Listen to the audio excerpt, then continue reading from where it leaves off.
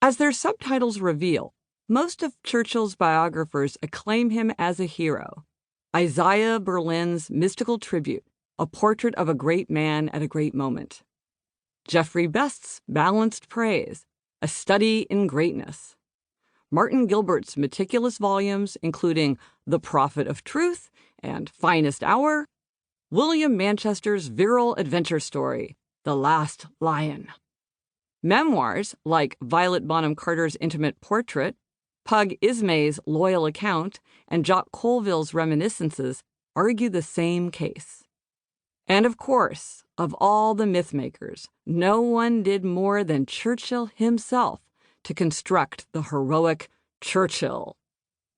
A torrent of facts proves their conclusions, that Churchill was a great man and the savior of his country, a far-sighted statesman, a brilliant politician, orator, and writer, a loving husband and father, a man with a few endearing faults, or if not endearing, excusable. No leader did more for his country than Winston Churchill. Brave, magnanimous, traditional, he was like a king general from Britain's heroic past. His gigantic qualities set him apart from ordinary humanity.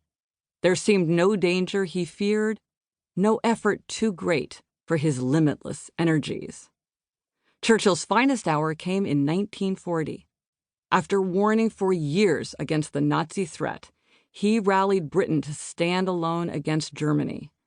After France and so many countries had fallen, and before the Soviet Union and the United States could be prodded into action. Churchill, with his tremendous gifts of eloquence, energy, and refusal to compromise, and with his colorful symbols of cigar, whiskey, and V sign, became an icon of courage and liberty. In the greatest conflict in human history, which consumed the lives of 55 million people, Churchill alone saved England and the world.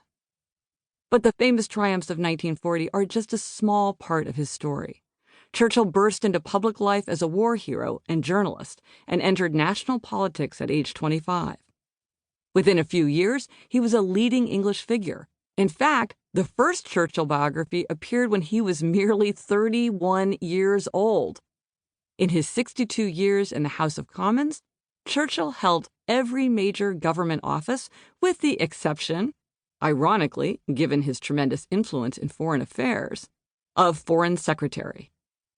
This experience gave him an unparalleled grasp of the workings of Britain's civil and military machinery. Churchill's abilities weren't exhausted by political administration. His voluminous writings and speeches were of remarkable quality and influence. He was an accomplished painter, a fast bricklayer, an airplane pilot, a polo player, and a crack shot. He was also a devoted husband and loving father. The facts of Churchill's life are fabulous in their sweep, a pageant of English life.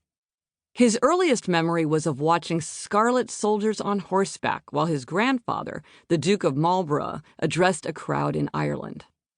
India, primogeniture, the trenches, Windsor Castle, silver trays, labor strikes, puddings, rose gardens, lions, umbrellas, all these weave through his story. Winston Churchill was born on November 30th, 1874. His father, Lord Randolph Churchill, was a gifted politician and a descendant of John Churchill, the first Duke of Marlborough and the greatest British general of the 18th century. His mother, Jenny, a beautiful, accomplished American, was the daughter of New York financier Leonard Jerome.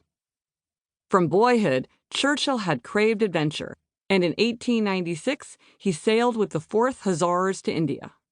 There, restless with a cavalry officer's light duties, he pored over works by Macaulay, Gibbon, Darwin, Plato, and Aristotle, as well as records of parliamentary debates and his father's speeches in a rigorous program of self-education. Impatient to make his name, to see action, and to earn money, Churchill also won assignments as a war correspondent. This began his career as a writer.